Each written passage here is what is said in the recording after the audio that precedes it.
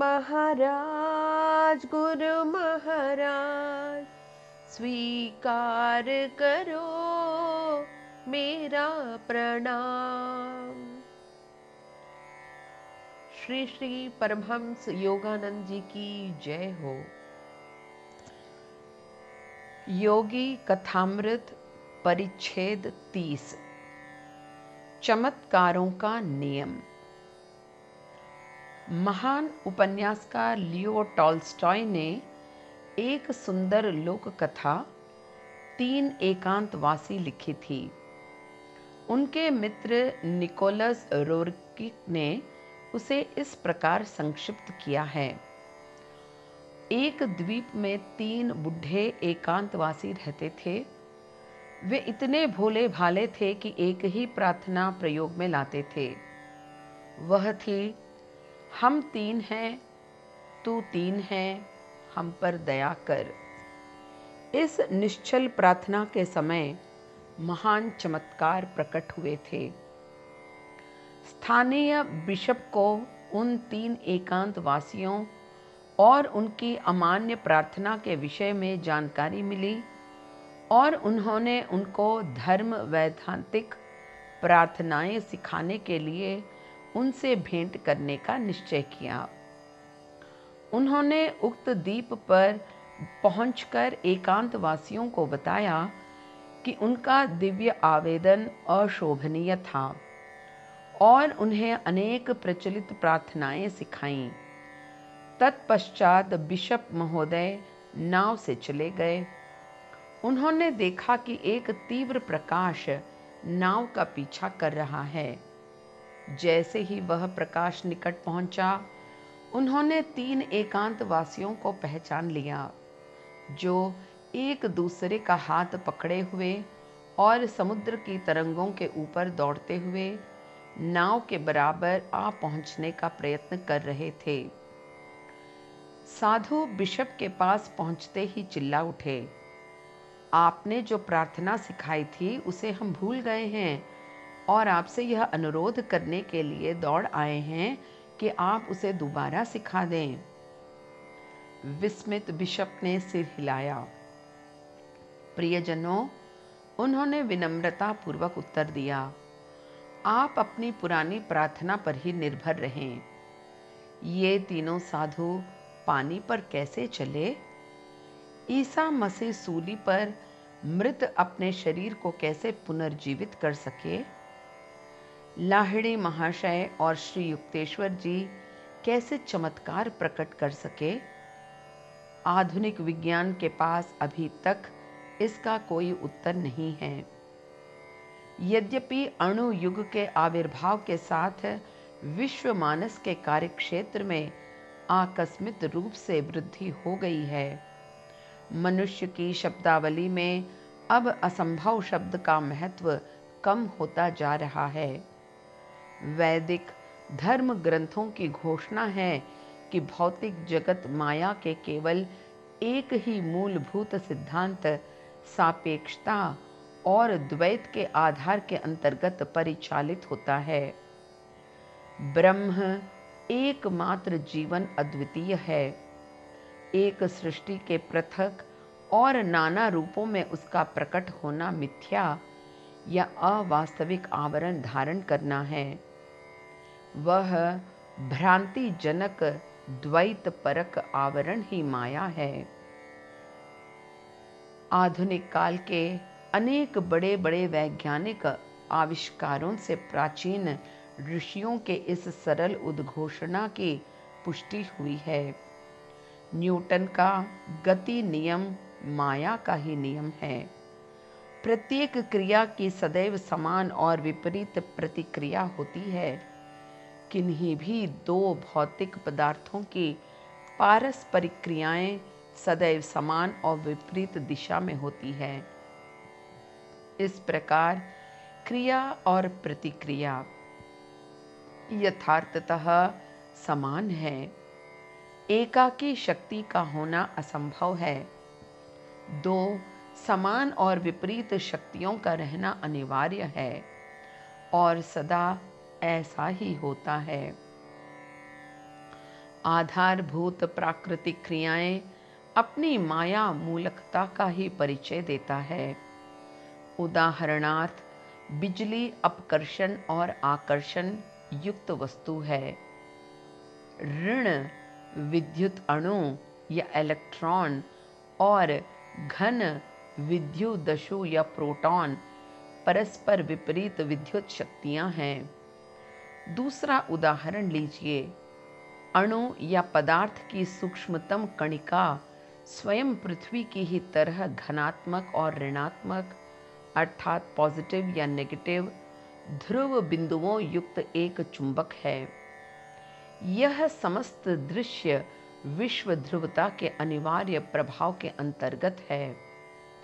भौतिक शास्त्र, रसायन शास्त्र या किसी भी अन्य विज्ञान का कोई विधान सहज विपरीत या परस्पर विपर्यासी सिद्धांतों से मुक्त नहीं है। अतः भौतिक विज्ञान सृष्टि की अंगभूत माया के बाहर कोई सिद्धांत निर्धारित नहीं कर सकता। स्वयं प्रकृति माया है। प्रकृति विज्ञान की विवशतः माया के अनिवार्य तत्व से ही संलग्न रहना पड़ेगा। माया अपने राज्य में शाश्वत और अक्षय है। भावी वैज्ञानिक उसकी विविध अंतता से एक के बाद एक पहलू की खोज से अधिक और कुछ नहीं कर सकेंगे। इस प्रकार विज्ञान सतत परिवर्तनशील है, पर अंतिम सत्ता तक पहुंचने में असमर्थ है। वह अस्तित्व युक्त और कार्यशील जगत के नियमों को आविष्कृत करने में अवश्य सक्षम है, परंतु विधाता और जगन नियंता का अनुसंधान कर पाने में असमर्थ है। गुरुत्वाकर्षण और विद्युत की भव्य अभिव्यक्तियां या विराट क्रिया में सुज्ञात हो चुकी है, पर गुरुत्वाकर्षण और विद्युत है क्या, यह कोई व्यक्ति नहीं जानता। सहस्राब्दियों से सिद्ध पुरुषों ने माया पर विजय पाने का पुरुषार्थ मानव जाति को सौंप रखा है। सृष्टि की दिव्यता से ऊपर उठकर सृष्टिकर्ता के साथ एकात्मता का अनुभव करना मनुष्य का सर्वोच्च ध्येय माना गया है। जो इस माया में लिपटे रहते हैं, उन्हें ध्रुवता के अनिवार्य विषम ज्वार और भाटा, उत्थान और पतन, दिन और रात, सुख और दुख, अच्छा और बुरा, जन्म और मृत्यु को स्वीकार करना ही होगा। मनुष्य को कुछ हजार जन्म लेने के पश्चात यह आवागमन चक्र दुखमय और नीरस प्रतीत होने लगता है। तब वह माया के बंधन से बाहर आशापूर्ण दृष्टि डालने लगता है। माया के आवरण को दूर करने का अर्थ है सृष्टि के रहस्य को अनावृत करना। जो व्यक्ति विश्व को नग्न रूप में इस प्रकार देख लेता है, केवल वही सच्चा अद्वैतवादी है। अन्य सभी मूर्ति पूजक हैं। जब तक मनुष्य प्रकृति के द्वैत भाव के इंद्रजाल के अधीन रहता है, तब तक वह द्विमुखी दैवी माया की आराधना करता है। वह सच्चे एकमेव ब्रह्म को नहीं पहचान सकता। यही माया मनुष्य में अविद्या के रूप में व्यक्त होती है। अविद्या का अक्षरशः अर्थ है ज्ञान नहीं, अज्ञान, भ्रांति। माया या अविद्या को बौद्धिक तर्क या विश्लेषण के द्वारा कदापि नष्ट नहीं किया जा सकता। केवल निर्विकल्प समाधि की आभ्यंतरिक स्थिति द्वारा ही उसे नष्ट किया जा सकता है। ओल्ड टेस्टामेंट के सब संतों तथा सभी देशों और युगों के दृष्टाओं ने समाधिस्थ होकर उपदेश दिए हैं।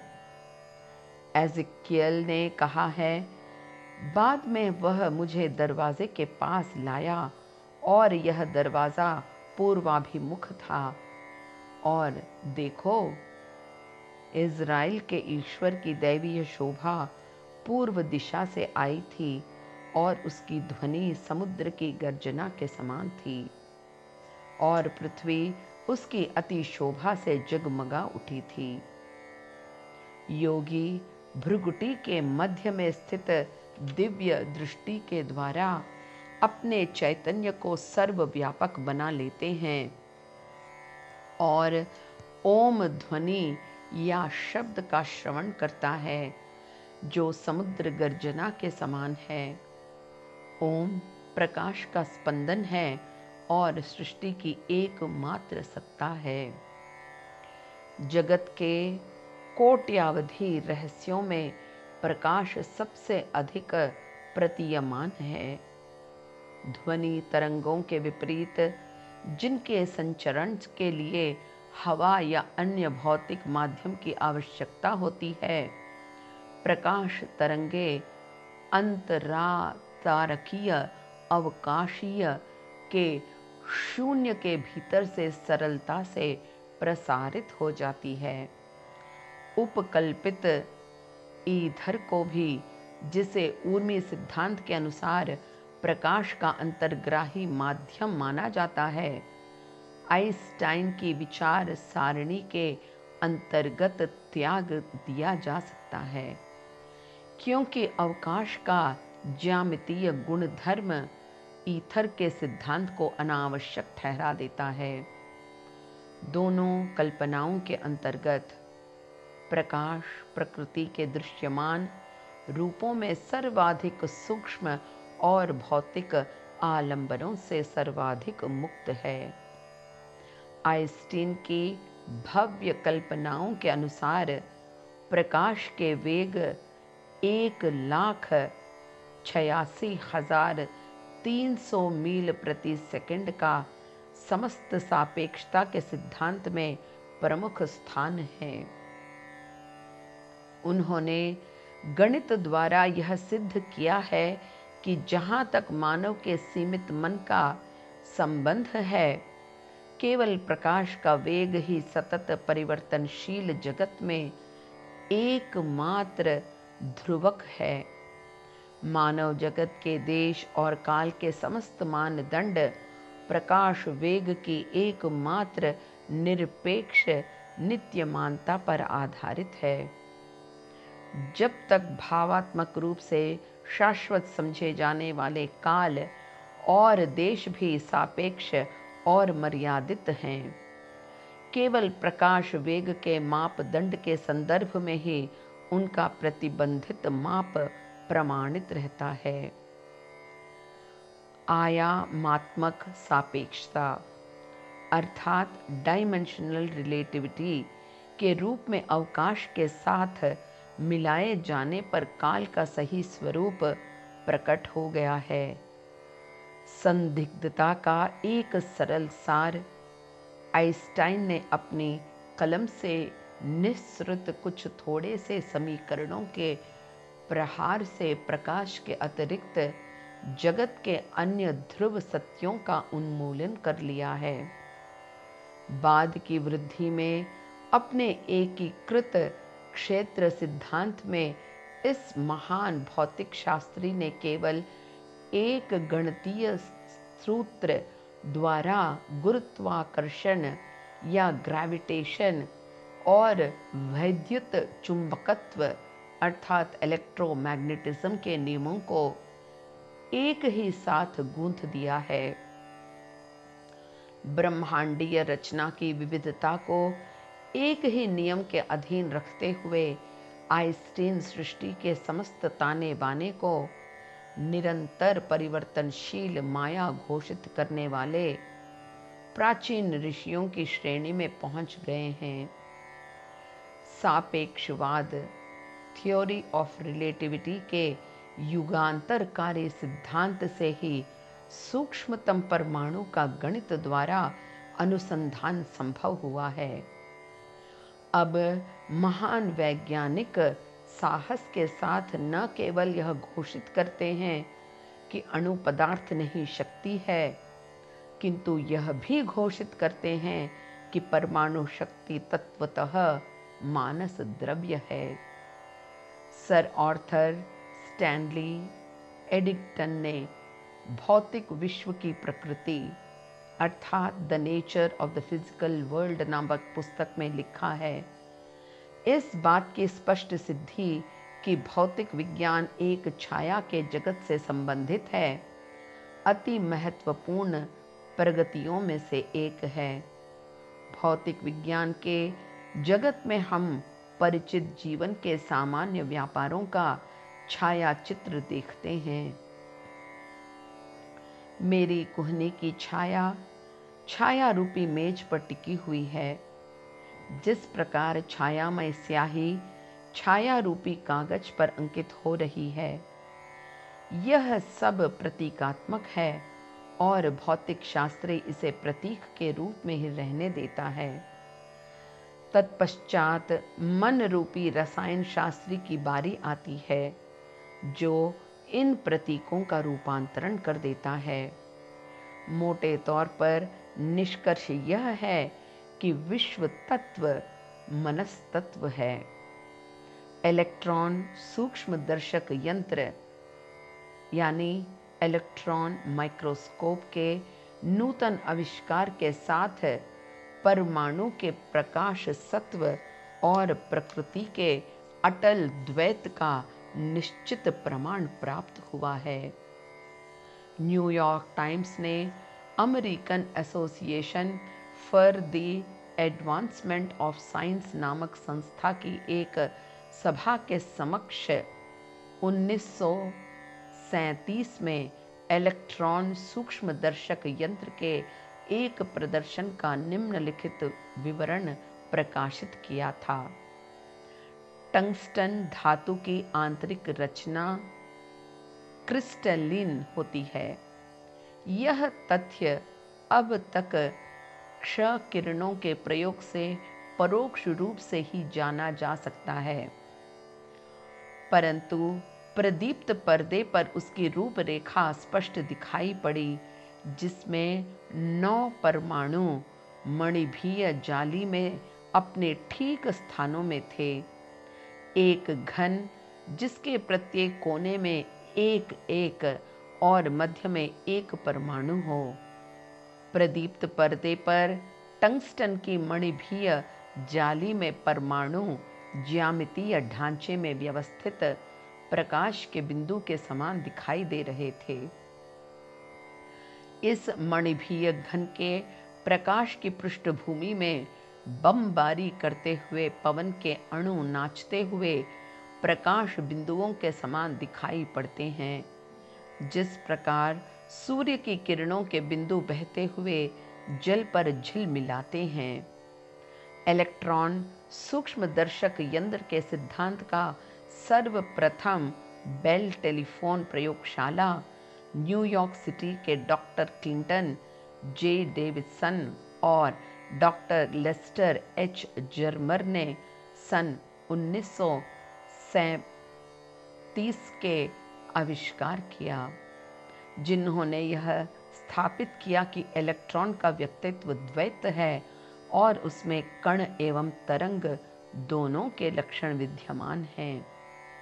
तरंग गुण ने ही इलेक्ट्रॉन को प्रकाश का लक्षण दिया और इस बात पर खोज आरंभ हुई कि ऐसी युक्ति ढूंढ निकाली जाए जिससे इलेक्ट्रॉनों को उसी प्रकार केंद्रित किया जा सके जैसे लेंस द्वारा प्रकाश को। इलेक्ट्रॉनों के जेकिल हाइड गुण की खोज के उपलक्ष्य में, जिसमें यह स्पष्ट हुआ कि भौतिक प्रकृति के सर्वस्व का व्यक्तित्व द्वैत है, डॉक्टर डेविसन ने भौतिक विज्ञान में नोबेल पुरस्कार पाया। सर जेम्स जीन्स ने रहस्यपूर्ण ब्रह्मांड द मिस्टीरियस यूनिवर्स में लिखा है कि ज्ञान का प्रवाह यंत्र विहीन सत्य की दिशा में बढ़ रहा है। विश्व एक विशाल यंत्र की अपेक्षा एक महान विचार की भांति अधिक दिखाई देने लगा है। इस प्रकार 20वीं शताब्दी का विज्ञान प्राचीन वेदों की ही उक्तियां बोलने लगा है। यदि आध्यात्मिक शिक्षा द्वारा नहीं तो विज्ञान द्वारा ही सही मनुष्य को यह दार्शनिक सत्य सीख लेना चाहिए कि भौतिक विश्व नाम की कोई वस्तु है ही नहीं। इसका ताना बाना केवल माया है, भ्रांति है। इसका विश्लेषण करने पर इसकी मृग मरीचिका की वास्तविकता विलुप्त हो जाती है। जैसे जैसे भौतिक जगत की प्रतीति कराने वाले आधार एक एक करके उसके नीचे नष्ट होते जाते हैं, वैसे वैसे मनुष्य को भौतिक जगत के भ्रम के प्रति अपनी आस्था तथा दिव्य आज्ञा तू मुझे छोड़कर दूसरों को ईश्वर करके न मानना के उल्लंघन का कुछ कुछ अनुभव होने लगता है।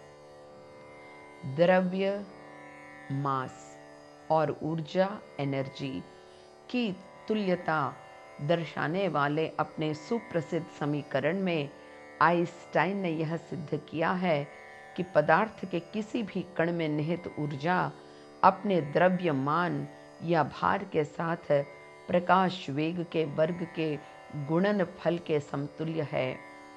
पदार्थ कणों के विनाश द्वारा परमाणु शक्ति को मुक्त किया जाता है। पदार्थ की मृत्यु ने एक परमाणु युग को जन्म दिया है।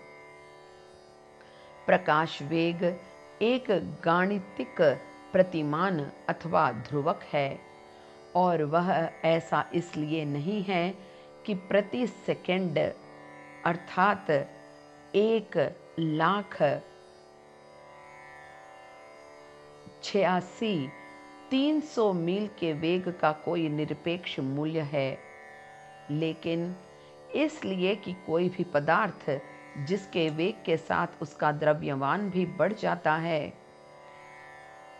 प्रकाश के वेग को नहीं पा सकता।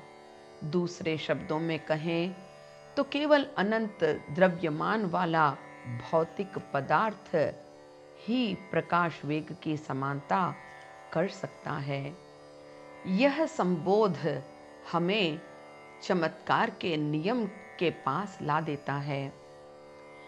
जो सिद्ध पुरुष अपने शरीर अथवा अन्य पदार्थों को इच्छा मात्र से प्रकट या अदृश्य कर देने, प्रकाश वेग के समान गति से चल सकने और सृजनकारी प्रकाश किरणों का उपयोग कर किसी भी भौतिक पदार्थ को तत्काल दृश्यमान कर देने की शक्ति रखते हैं, उन्होंने विस्मयकारी प्रतिबंध को पूरा कर दिया है। उनका द्रव्यमान अनंत है। पूर्ण योगी की चेतना संकीर्ण शरीर में नहीं बंधती, लेकिन निखिल विश्व के साथ सहज रूप से अभिन्न रहती है। गुरुत्वाकर्षण को न्यूटन ने शक्ति और आइंस्टाइन ने जड़ता की अभिव्यक्ति कहा है। इसके कारण सभी भौतिक पदार्थ भार युक्त हो जाते हैं, परंतु सिद्ध पुरुष को भार के गुण धर्म प्रदर्शित करने के लिए विवश कर सकने में गुरुत्वाकर्षण शक्ति असमर्थ है। जो अपने को सर्वव्यापी आत्मा या ब्रह्म तत्व के रूप में पहचानता है, वह काल और देश की सीमा में आबद्ध नहीं रहता। सोहम की शक्ति के समक्ष उनके सारे बंधन टूट जाते हैं। यहाँ प्रकाश हो और प्रकाश का प्रादुर्भाव हो गया। सृष्टि की रचना के समय ईश्वर के प्रथम आदेश से अनिवार्य सत्व के रूप में प्रकाश का आविर्भाव हुआ। इस पार्थिव माध्यम की किरणों पर सारी दैवीय अभिव्यक्तियां घटित होती हैं।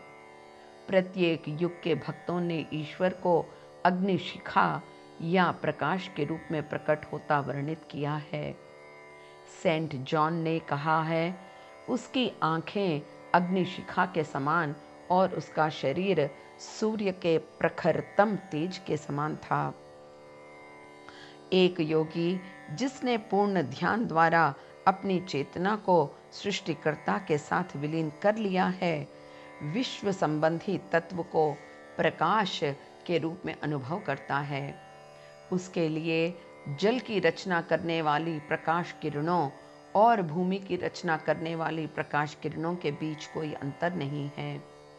पदार्थ चेतना से मुक्त, आकाश के 3 तथा काल के 4थे आयाम से मुक्त सिद्ध पुरुष अपनी प्रकाश देह को पृथ्वी, जल, अग्नि और वायु की प्रकाश किरणों के बीच में या ऊपर से समान सरलता के साथ परिचालित कर सकता है।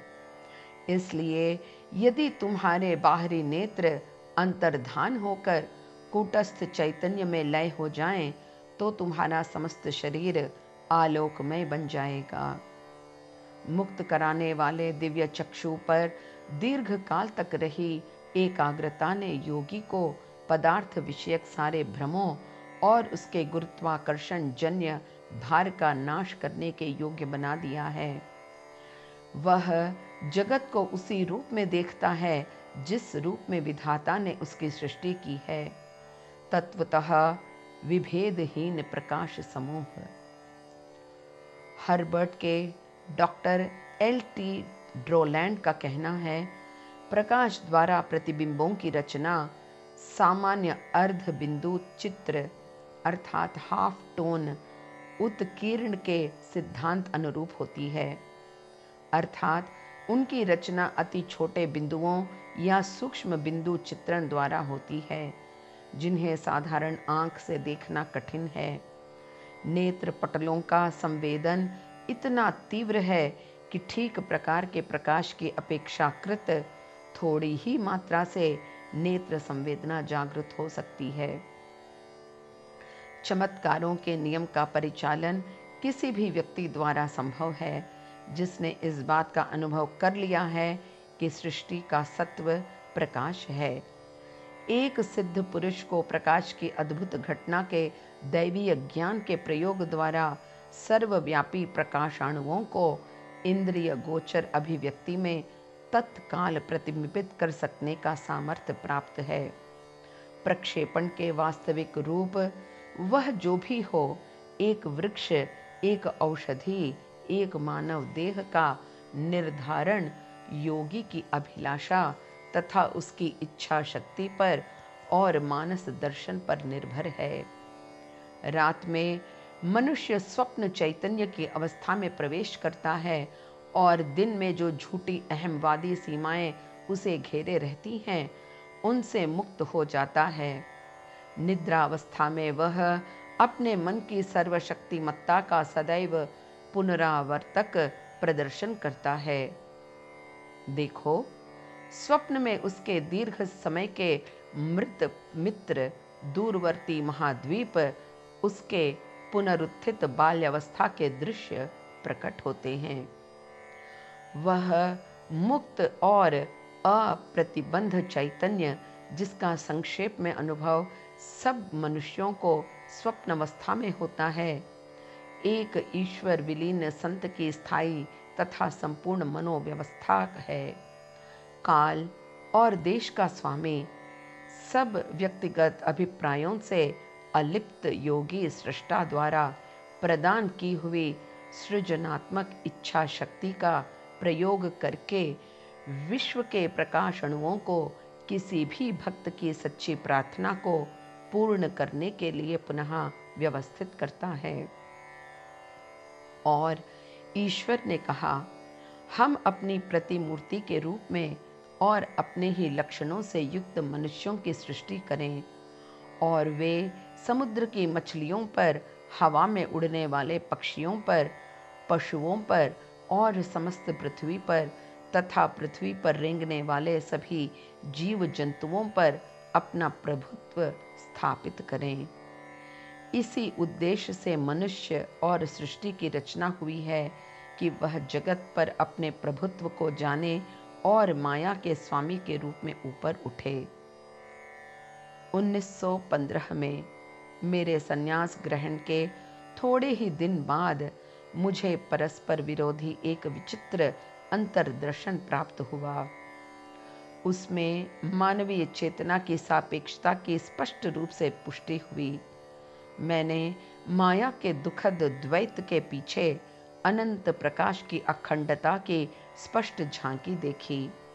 एक दिन प्रातःकाल जब मैं पिताजी के गढ़ पार रोड पर स्थित घर के एक छोटे प्रकोष्ठ में बैठा हुआ था, तब मुझे एक और दर्शन हुआ। कई महीनों से यूरोप में प्रथम विश्व युद्ध चल रहा था, जिसमें हो रहे विशाल मानव संहार पर मैं मन ही मन दुखी हो रहा था। मैंने ध्यान लगाने के लिए जैसे ही आंखें बंद की, मेरा चैतन्य अचानक एक युद्धपोत के कप्तान के शरीर में संक्रांत हो गया।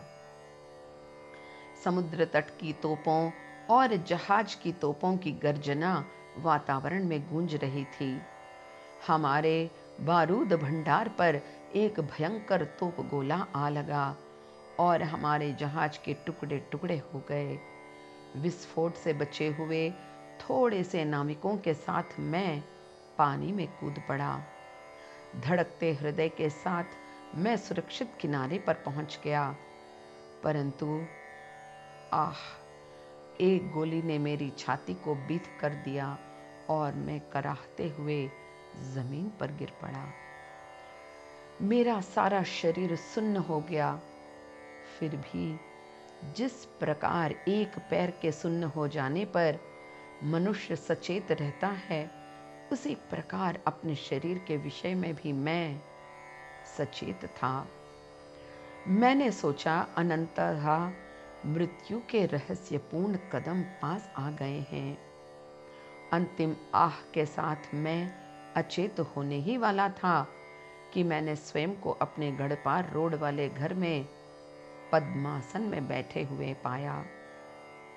मैं अपने पुनः प्राप्त शरीर को टटोलने और चिकोटी काटने लगा तथा मेरे नेत्रों में आनंदाश्रुओं की धारा बहने लगी। मेरी छाती में गोली का कोई घाव नहीं था। स्वयं को आश्वस्त करने के लिए मैं जीवित हूँ। मैंने शरीर को आगे पीछे डुलाया और बार बार श्वासोच्छ्वास किया, किंतु इन स्वाभिनंदनों के बीच ही मेरा चैतन्य रक्त रंजित समुद्र तट पर पड़े कप्तान के मृत शरीर में पुनः संक्रांत हो गया। मैं अत्यंत उलझन की स्थिति में पड़ गया। मैं प्रार्थना करने लगा, मेरे प्रभु, मैं मृत हूँ या जीवित। समस्त क्षितिज एक तीव्र प्रकाश से भर गया। एक धीमे स्पंदन की मरमर ध्वनि वाणी में परिणत हो गई। प्रकाश के साथ जीवन अथवा मरण का क्या संबंध है? मैंने अपने प्रकाश की प्रतिमा के रूप में तुम्हारी सृष्टि की है। जीवन और मृत्यु का द्वंद्व या सापेक्ष संबंध केवल माया जगत से है। तुम अपने मायातीत रूप का स्मरण करो। जागो मेरे बच्चे, जागो। मानव की जागृति के उद्देश्य से ईश्वर वैज्ञानिकों को यथा समय और यथा स्थान अपनी सृष्टि के रहस्यों को खोज निकालने के लिए प्रेरित करता है। अनेक आधुनिक आविष्कार जगत को जिस एक शक्ति के विविध रूपों में पहचानने में सहायक होते हैं, वह दैवीय प्रज्ञा द्वारा संचालित प्रकाश ही है। चलचित्र, radio, television, radar, photo electronic cell और अणु शक्तियों के सहारे चमत्कार प्रकाश के विद्युत चुंबकीय गुणों पर आधारित हैं। चलचित्र कला किसी भी चमत्कार का दृश्यांक कर सकती है। प्रभावशाली दृश्य के दृष्टिकोण से की गई कौशलपूर्ण फोटोग्राफी द्वारा किसी भी आश्चर्यजनक चमत्कार का अंकन अशक्य नहीं है। चलचित्रों में मनुष्य पारदर्शी शरीर धारण कर अपनी स्थूल देह से निकलता हुआ देखा जा सकता है। पानी पर चलना, मुर्दे को जिलाना, प्राकृतिक घटना चक्र को उलट देना तथा देश और काल को अस्त व्यस्त कर देना चलचित्र में संभव है। कुशल फोटोग्राफर छाया चित्रों को इच्छानुसार मिलाकर दृष्टि विभ्रम पैदा कर देता है। उसी प्रकार सिद्ध योगी वास्तविक प्रकाश किरणों की सहायता से चमत्कार उत्पन्न कर देता है। चलचित्र जीवंत सदृश प्रतिमाओं के साथ सृष्टि विषयक अनेक सत्यों का उदाहरण प्रस्तुत करते हैं। जगत निर्देशक ने अपने नाटकों को स्वयं लिखा है और शताब्दियों शताब्दियों से चलते आने वाले नाटक में अनंत अभिनेताओं अभिनेत्रियों का समावेश किया है।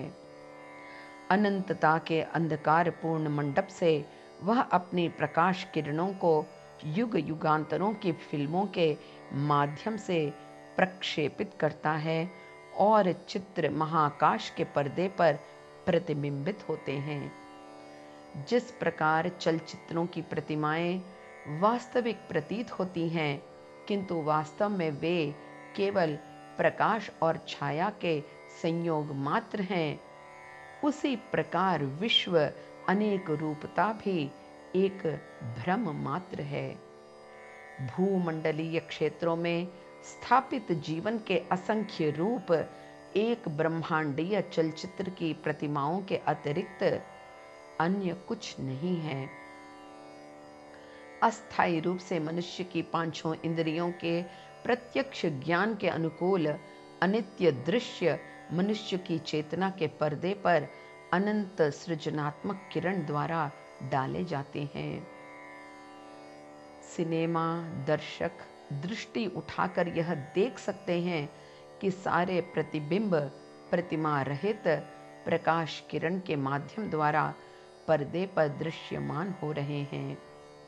रंगीन विश्व नाटक भी उसी प्रकार एक ब्रह्मांडीय स्रोत के एकाकी श्वेत प्रकाश से प्रवाहित हैं। अचिंत्य विदग्धता के साथ ईश्वर अपने बच्चों के लिए अति विराट मनोरंजन का अभिनय कर रहे हैं और उनको अपनी भूमंडलीय नाट्यशाला में अभिनेता तथा दर्शक गण बना रहे हैं। एक दिन यूरोपीय युद्ध क्षेत्रों के समाचार फिल्म को देखने के लिए मैंने एक सिनेमा भवन में प्रवेश किया। अभी पश्चिमी देशों में प्रथम विश्व युद्ध चल ही रहा था। समाचार फिल्म ने नरसंहार का इतना वास्तविक दृश्य प्रस्तुत किया है कि मैं व्यथित हृदय से सिनेमा भवन से चल पड़ा। मैं प्रार्थना करने लगा, हे प्रभु, आप इस दुख भोग की अनुमति क्यों दे रहे हैं? मुझे बहुत आश्चर्य हुआ जब तत्कालीन उत्तर वास्तविक यूरोपीय संग्राम भूमि के दिव्य दर्शन के रूप में मिला। वे दृश्य मृतकों एवं मरणासन मनुष्यों से परिपूर्ण और क्रूरता में समाचार फिल्म के प्रदर्शन से कहीं बढ़कर थे। इच्छा पूर्वक देखो, एक मंदवाणी ने मेरी आंतरिक चेतना से कहा, तुम देखोगे कि ये दृश्य जो फ्रांस में अभिनय किए जा रहे हैं, प्रकाश व छाया चित्रण के खेल से अधिक कुछ नहीं हैं। ये ब्रह्मांडीय चलचित्र हैं जो उतने ही सत्य और मिथ्या हैं जितने चलचित्र भवन में समाचार फिल्मों में तुमने देखे हैं। एक नाटक में सम्मिलित एक और नाटक। मेरा हृदय अब भी शांत नहीं हुआ। दिव्य वाणी ने फिर कहा, सृष्टि प्रकाश और छाया दोनों हैं, नहीं तो कोई भी चित्र संभव नहीं है। माया के भले एवं बुरे गुण बारी बारी से प्रबल होते रहते हैं। यदि इस जगत में निरंतर आनंद ही आनंद रहे तो क्या मनुष्य दूसरे की आकांक्षा करेगा? दुख का अनुभव किए बिना मनुष्य को यह स्मरण करने की चिंता नहीं होगी कि वह अपने शाश्वत धाम को छोड़कर यहाँ आया है। दुख स्मरण के लिए एक अंकुश है। दुख से बचने का उपाय ज्ञान है। मृत्यु की दुखद घटना मिथ्या है। जो मृत्यु से डरते हैं वे उस अज्ञानी अभिनेता के समान हैं जो केवल खाली पिस्तौल दागने पर भी भय के मारे रंगमंच पर ही मर जाता है। मेरी संतानें प्रकाश की संतति हैं। वे सदा के लिए ब्रह्म जाल में नहीं सोई रहेंगी।